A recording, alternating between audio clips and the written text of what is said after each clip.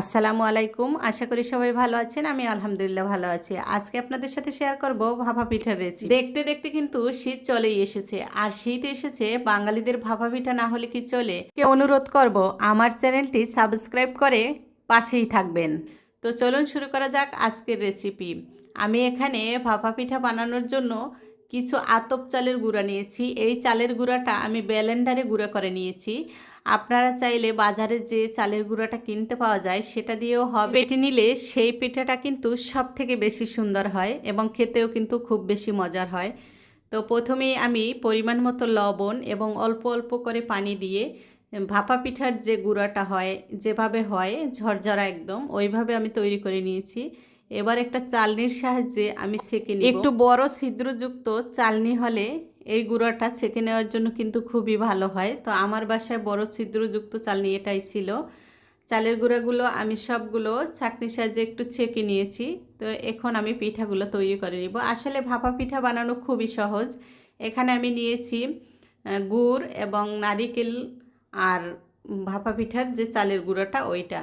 এই তিনটে উপকরণে কিন্তু ভাপা পিঠাটা হয়ে যাবে। প্রথমে আমি কিছুটা চালের গুঁড়া দিয়ে পরে উপর থেকে কিছুটা নারকেল এবং কিছুটা গুড় দিয়ে দিলাম।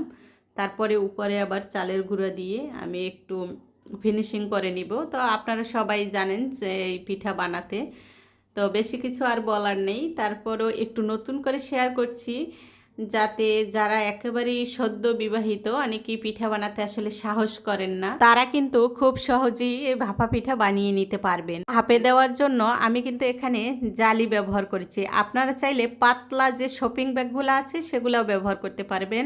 পিঠাগুলো আমি এক এক করে বানিয়ে নিব আর ভাপে দিয়ে দিব। ভাপা পিঠা বানাতে আসলে বেশি সময় লাগে না, 2-1 মিনিটের মধ্যেই কিন্তু একটা পিঠা হয়ে যায়। তো আমি এখানে পিঠাটা ভাপে দিয়ে কিছুক্ষণ অপেক্ষা করছি। তো কিছুক্ষণ অপেক্ষা করার পর পিঠাটা কিন্তু হয়ে গেছে। পিঠাটাকে আমি তুলে নিলাম। আগে থেকেই আমি আরেকটা পিঠা তৈরি করে রেখেছি, ওটাকেও আমি দিয়ে দিলাম। এই পিঠাটা যতক্ষণ হতে লাগবে ততক্ষণে আমি আবার আরেকটা পিঠা বানিয়ে নেব।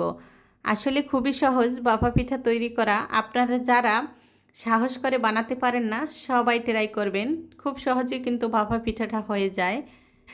আমি যে পাতিলের মধ্যে পিঠাগুলো সেদ্ধ করেছি, এরকম পাতিল যদি আপনাদের বাসায় না থাকে তাহলেও কিন্তু সমস্যা নেই।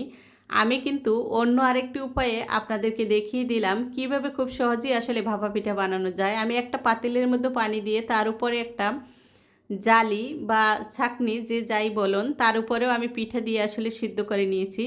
এগুলোও কিন্তু খুব সুন্দর হয়েছে। পিঠাগুলো আমি কিন্তু একটু বড় বড় করেই তৈরি করেছি। আপনারা চাইলে ছোট ছোট করে তৈরি করতে পারেন, সেজন্য আপনাদেরকে ছোট সাইজের বাটি নিতে হবে। তো ভিডিওটি যারা দেখেছেন সবাইকে অসংখ্য ধন্যবাদ।